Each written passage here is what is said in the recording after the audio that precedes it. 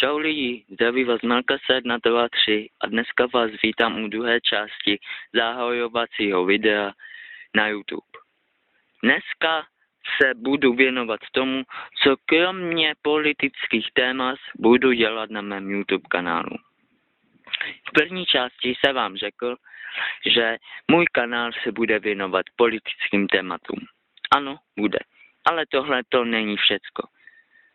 Kromě politických témat se můj kanál bude věnovat dalším dvou tématům. První z nich jsou internet a s nima spojené Facebook, Twitter, YouTube a tak dále, Deep Web a tak dále a tak dále.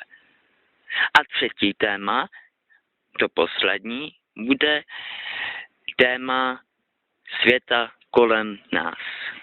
Ano, já rád fotím a to znamená, že budu pro vás vytvářet souhrn fotek anebo videa z okolní krajiny, mé obce, města kolem naší obce, anebo celého světa. Možná to tak přeháním, ale je to tak. Takže dobře, tohle by bylo pro druhou část všecko.